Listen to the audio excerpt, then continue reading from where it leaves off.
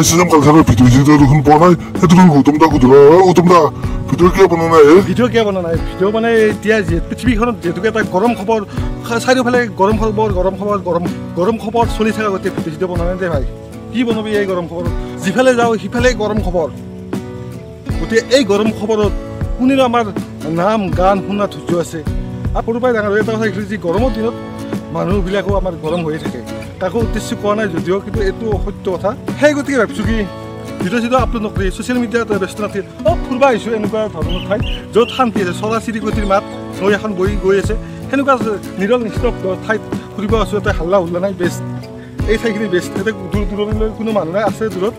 গতিকে ভিডিঅ'টো বনাব লাগবই গতিকে অলপ দুইদিন একদিন মিছ যাব পাৰে কাৰণ এতিয়া পৰিস্থিতি মই যিটো কেটেগৰীত ভিডিঅ' বনাওঁ সেই ভিডিঅ'সমূহ চোৱাৰ ধৈৰ্য নাথাকিব বুলি ভাবি আছোঁ তথাপি কিন্তু মানুহৰ সঁহাৰি পালি নিশ্চয় বনাম গতিকে আমাৰ উদ্দেশ্য কি মানুহক মনোৰঞ্জন দিয়াৰ চেষ্টা কৰা বা আৰু কি সুন্দৰভাৱে কিছুমান পদক্ষেপ আগুৱাই নিয়া সেই গতিকে আজিও মই এটা ভিডিঅ' লৈ আহিছোঁ মোৰ বন্ধু অতুল ৰাজবংশী গাব আৰু তাৰ চবটো দেখুৱাম লোকগীত বা নাগাৰ নামত দিয়াত তেওঁ গাবলৈ চেষ্টা কৰে সেই ক্লিপটো দেখুৱাম তাৰ আগত মই এতিয়া বৰ্তমান শিৱসাগৰ জিলাত এখন গাঁৱত আছোঁ সেই যিহেতুকে মই গছ গছনি ভাল পাওঁ বা যান্ত্ৰিকতাৰ যুগত এনেকুৱা ধৰণৰ পৰিৱেশত থকা মানুহ কমেই থাকে আজিকালি তথাপি এনেকুৱা ঠাইত আহি মই ভাল পাওঁ সেই গতিকে আহি ইয়াত ভিডিঅ'টো কৰিলোঁ অনুভৱ হয় কি মোৰ যি পৃথিৱীখনত কি হৈছিল আচলতে পৃথিৱীখনত কি হৈছিল যদি থুলমূলকৈ চাব যাওঁ এনেকৈ যদি পৃথিৱীখন আমাৰ এই চিষ্টেমত চলে এতিয়া যিটো চিষ্টেমত চাৰিওফালে আছে সেই চিষ্টেমত চলিলে কিন্তু পৃথিৱী ধ্বংস আৰু খুব বেছি 10 বছৰৰ ভিতৰত হ'ব অতুল ৰাজবংশীগত এটি গীত শুনো আৰু এই গৰমৰ দিনত মানুহে যিমান পাৰে ধৈৰ্য ধৰিব আৰু চিন্তা চৰ্চাবিলাক সঠিকমতে কৰিব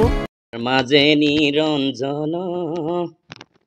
সাগৰ মাজে বালি উৰি গৈলা ৰাজহংস পৰি ৰৈলা পাখি উৰি গৈলা ৰাজহংস পৰি ৰৈলা পাখি উৰি উৰি ৰাজহংসই নাযায় বহুদূৰ ঘূৰিয়া ঘূৰিয়া পৰে নিৰঞ্জনপুৰ ঘূৰিয়া ঘূৰিয়া পৰে নিৰঞ্জনপুৰ নিৰঞ্জনৰ পুৰত আছে অনন্ত আসন স্থানে স্থানে বহি আছে বৈষ্ণৱ 12 জন স্থানে স্থানে বহি আছে বৈষ্ণৱ 12 জন ইয়াৰ মাজে নিৰঞ্জন সাগৰ মাজে বালি উৰি গৈলা ৰাজহংস পৰি ৰৈলা পাখি উৰি গৈলা ৰাজহংস পৰি ৰৈলা পাখি দশগোট গৃহস্থৰ একগোট গৰু কেন হইল ৰাখোৱাল বুদ্ধি হইলা লৰু কেন হইল ৰাখোৱাল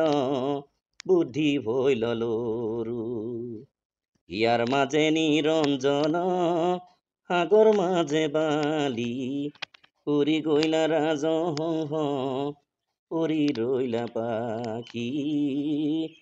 উৰি গৈলা ৰাজহংস পৰি ৰৈলা পাখি